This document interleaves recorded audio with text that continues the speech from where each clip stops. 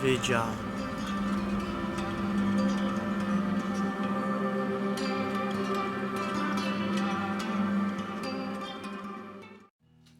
What's up YouTube, it's Raining Card Games and welcome back to Rogue Rundown. This is part 2 of how to play Cubics. So in this video, what we're going to do is we are going to look at a basic deck profile for Cubics, and then with that basic deck profile, we're going to open up some test hands to see basically how does the deck work, how do the cards all interact with each other, and how can you get that easy OTK. So before we go ahead and jump into the deck profile, if you do enjoy these kind of videos, please like, subscribe, hit the notification bell, comment down below. Also, if you have any questions on how Cubics work, feel free to ask down below in the comments. I'd be happy to answer. But if you'd also like more personal communication, hit us up on Instagram and join the channel Discord server. It's quite interactive, and then we also on the Discord we like to share a lot of different deck profiles and a bunch of other Yu-Gi-Oh antics, so it's real fun. And then if you'd like to support the channel even further, you can become a YouTube channel member, which we have just registered on the channel. You can also join us on Patreon, and you can also go to the merchandise shop where you can buy some Raining Card Games gear. Anyway, you guys, let's go ahead and jump into the Cubic deck profile. Okay, so for this deck profile, we are just going to be looking at our main deck and our extra deck. No side deck, because side decks can always change from format to format, and also depending on the locals that you're at. Sometimes people play meta, sometimes they don't. So the side deck I leave up to you guys, but let's go ahead and get into the main deck. So to start things out, we are running 3 Crimson Nova, the Dark Cubic Lord. This is your big boss monster. This is your endgame. This is how you're winning your matches, by special summoning him out, swinging over your opponent's monsters, and burning during the end phase. He is very important to the strategy. Next up, we are running 3 Duza, the Meteor Cubic Vessel. This is your primary play starter. If you don't have all the pieces you need, he is how you get to them, because as we remember from the previous video, he is our Foolish Burial for the deck, and then also he is one of our few normal summons that we can actually perform. Moving on, we are running 3 Vijam, the Cubic Seed. This is a very important card revolving around the Cubic Karma, and then also he's another normal summon that you can protect yourself with because he cannot be destroyed by battle, and if worse comes to worse and you have to go to the Cubic counter strategy, he is one of your distributors. Moving on to other Cubic monsters, we are running 2 Giragiles. So I like to run these at 2 compared to 1 of the other Cubic monsters, because for at least Giragile, all you have to do is summoning requirement is send 1 Cubic monster from your field to the graveyard in order to bring him out. And then when he's brought out, you burn for 800. So of the bricks that most Cubic monsters are, he is the least bricky, and at least you would be able to summon him by either sending a Duza or a Vijam, the Cubic Seed, from your field to the graveyard. Moving on, we are running 1 Vulcan Dragny, the Cubic King, 1 Endora Doom, Endora Doomvolt, the Cubic King, and Cubic Emperor, wow, and then 1 Buster Gundil, the Cubic Behemoth. These are 3, you rarely bring them out, but in a few cases you may actually be forced to do so if you cannot perform the OTK, and ultimately if that's the case you want to build up towards Buster Gundil. Moving on to some tech options, we are running 2 Summoner Monk. This is our way to get into our Duza, and also he helps with graveyard setup, because in order to special summon level 4 from the deck, you have to discard a spell card. So for instance, I'll normal summon him, he's turned to defense position because of his effect, and then I discard, for example, a Cubic Karma to my graveyard. I can banish the Cubic Karma to search out another Cubic monster whilst also getting a Duza on the field. Next up, because we are going second strategy, we're running 2 Nibiru. It's quite easy usually to get over the Nibiru token, even though in some cases that may have a really high attack and or defense, but we have ways in the deck to either beat over the token or just destroy it, so that way we can go and clean for the OTK. Moving on to the spell lineup, we are running triple Cubic Karma. This is a very important card because 1, not only is it a searcher, which is non-once per turn when you banish it from the graveyard, but also it is a way to power up our Crimson Nova or any Cubic monster on the field for that matter. And for example, if I have a Crimson Nova on the field who's already at 3,000 attack points, I can activate this, target him, and then I can make him easily 5,400 attack by sending 3 Vijam, the Cubic Seed, from my hand or deck to the graveyard. Next up, we are running 3 Cubic Wave. This is another OTK enabler, which allows me to target an opponent's monster and then a Cubic monster I control. The opponent's monster's attack is halved, and my Cubic monster's attack is doubled. paired with Cubic Karma, when a Crimson Nova is already at 5,400 attack, this can get it up to over 10,800 attack points, which is pretty easy to OTK with, especially considering that Crimson Nova can attack twice if it's destroyed a monster by battle the first time around. Moving up, we are running 2 Cubic Dharma. Cubic Dharma is a new support card that recently came out in Dual Overload, and it is further consistency as it will allow me to send a Cubic card from my hand to the graveyard to draw one, and then also in the graveyard I can banish it to add a Cubic monster from my grave to my hand. Moving on, we are now also running triple Foolish Burial Goods. Pretend this is a secret rare. But this is how we get our Cubic Karma primarily into the graveyard. But we have other options as well. We can also send a Cubic Wave if we want to do the Cubic counter strategy. And then also we can send in a Cubic Dharma if we need to add a Cubic monster from our grave to our hand. But primarily, this is how you get your Cubic Karma into your graveyard so you can get an easy search along with Duza. Next up, triple Called by the Grave.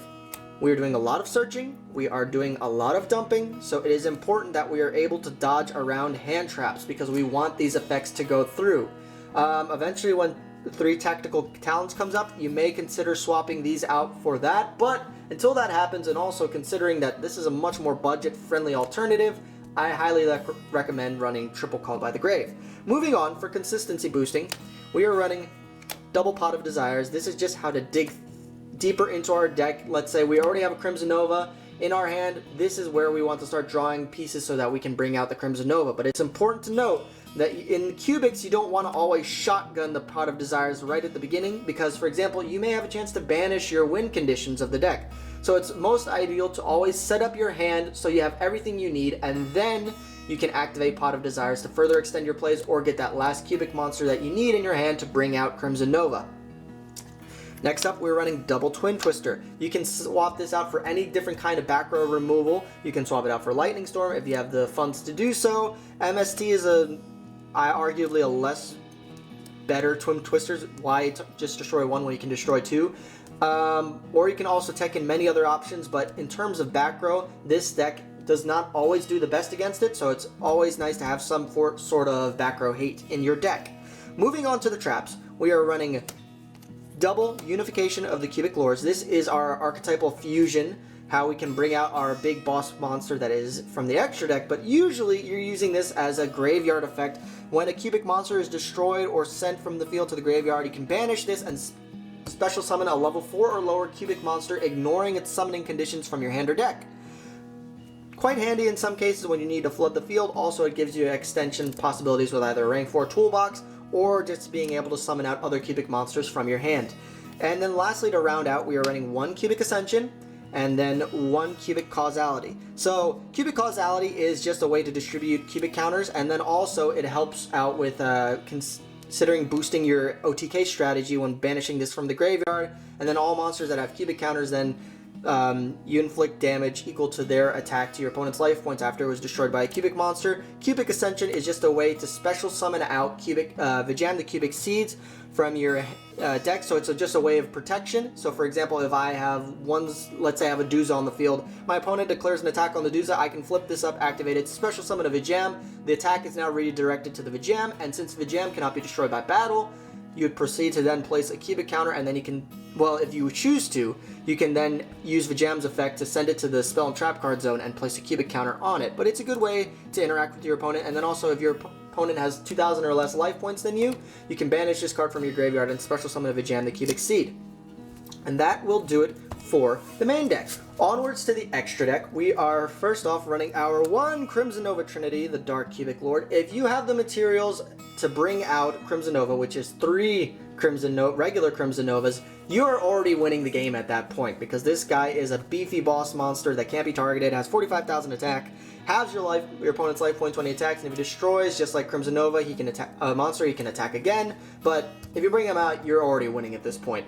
Moving on, we are running a very hefty rank 4 package with Abyss Dweller, Bagooska, and Tornado Dragon. So just turn 1, usually if your opponent makes you go first, this is one of your optimum plays to go into, is bringing out a Bagooska or an Abyss Dweller depending on the matchup. Tornado Dragon is also just there to help with dealing with pesky back row. Moving on to the more OTK side of the rank 4 tool package, Dark Rebellion, Utopia, and Utopia the Lightning. Now what you can do is swap out Dark Rebellion for a Utopia double and then swap out one of your main deck cards for double or nothing, so that way you can really run the Utopia double package, but that is all up to player preference.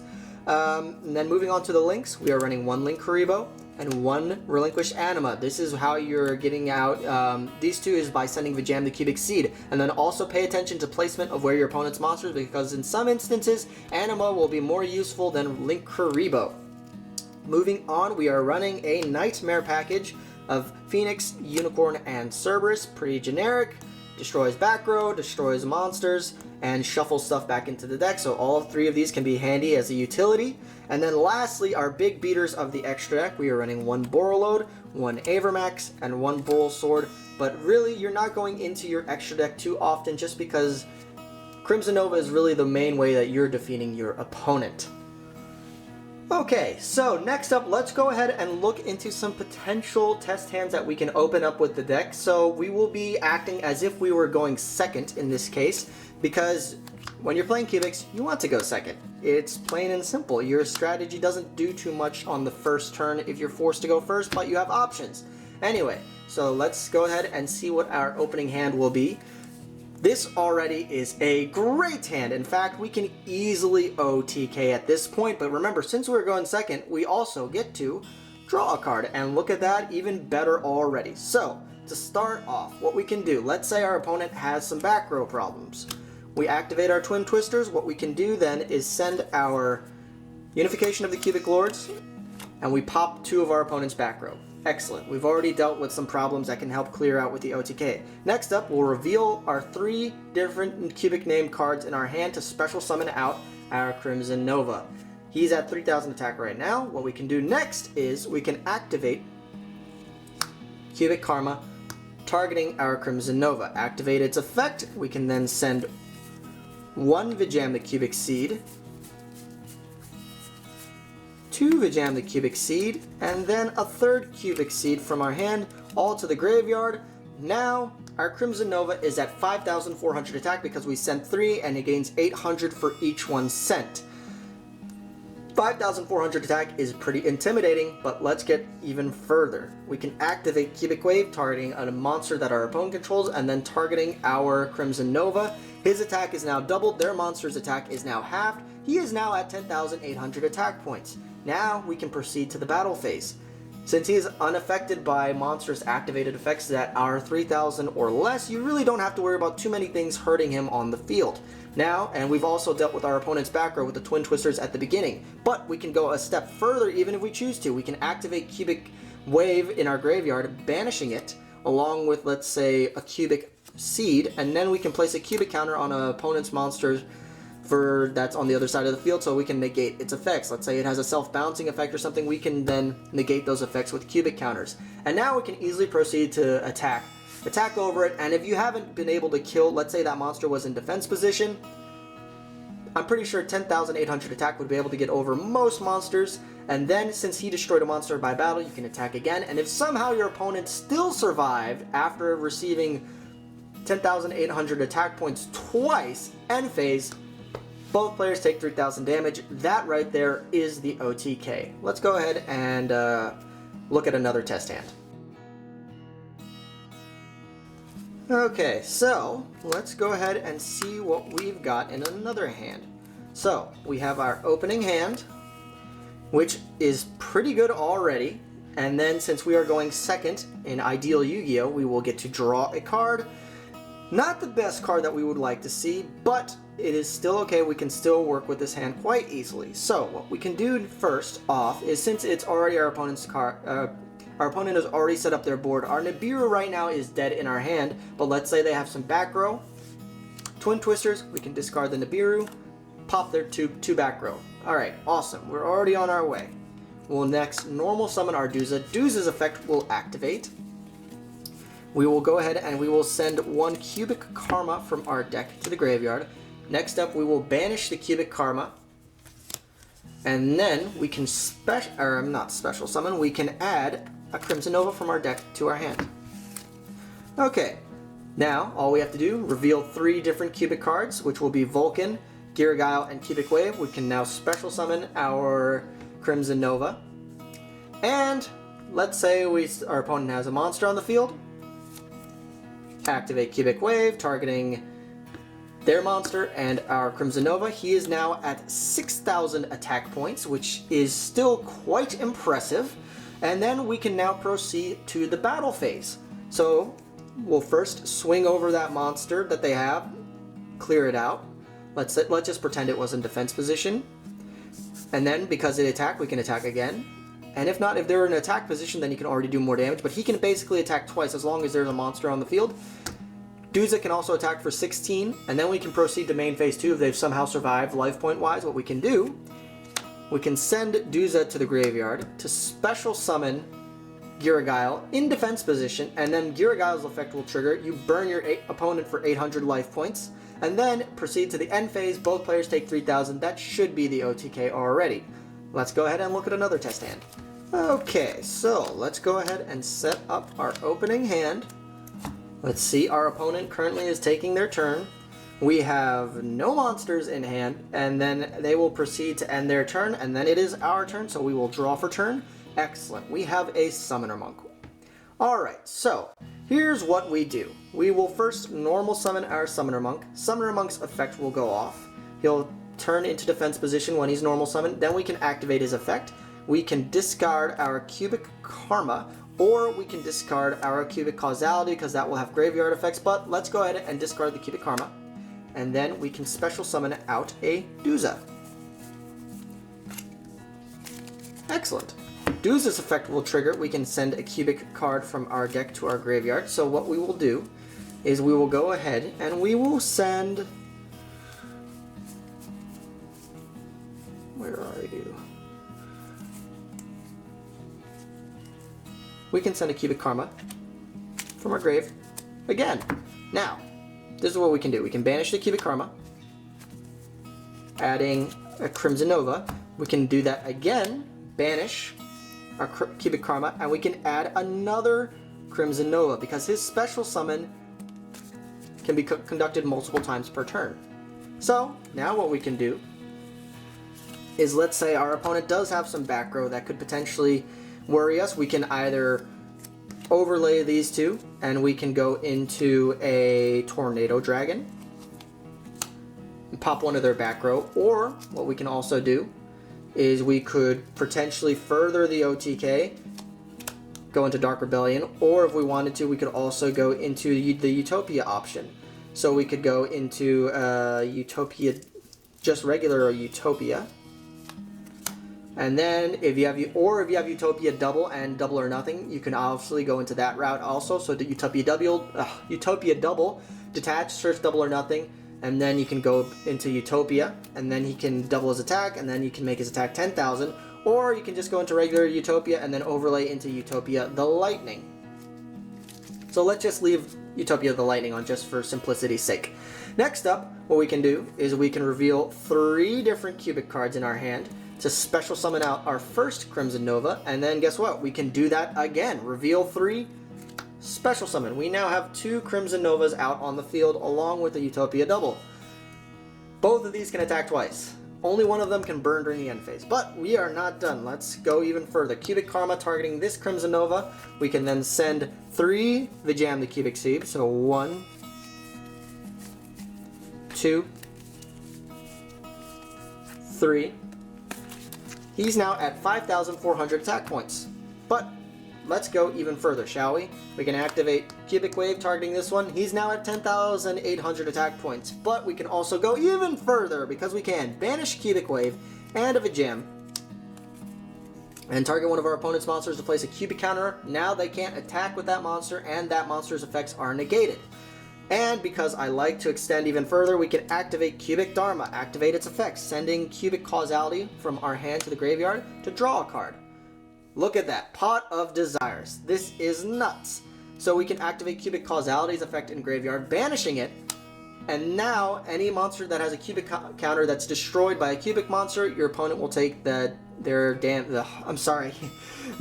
life point damage, so based on the original attack. So for example, let's say they had a 2,000 attack monster that Crimson Nova destroyed.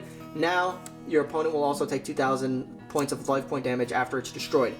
And because we can activate Pot of Desires because we have not resolved its effect yet. We can banish, well, let's shuffle really quick. We can banish 10 cards. Just make sure that's right. 1, 2, 3, 4, 5, 6, 7, 8, 9, 10. Nothing major. We banished one of our Crimson Novas, so I guess and both of our Unifications, so we've locked ourselves out of Trinity. How unfortunate. But now we can draw our 2 cards. 1, 2. Look at that. We have a Duza and we have a Giragail. So what we can do is now proceed to the damage, to the battle phase. We can attack with Crimson Nova. He can attack again. Same with both of them. Although this one has at 10,800 attack, this one's just at 3,000. When Utopia the Lightning attacks a monster, his attack becomes 5,000. So if you haven't won the game already on this amount of damage output, proceed to main phase 2. You can send one of your Crimson Novas to the grave, burn for 800, end phase, burn for 3,000. That's game right there. Quick and easy OTK. Alright you guys, so that's gonna do it for our first segment of Rogue Rundown, How to Play Cubics. This is one of my favorite decks, as I've mentioned in the previous video, and I love it how fun it is just to play and how beefy you can get Crimson Nova up and just go right into your opponent and burn and destroy their field. It is so much fun to play this deck, and I'm looking forward to playing this deck for many years to come.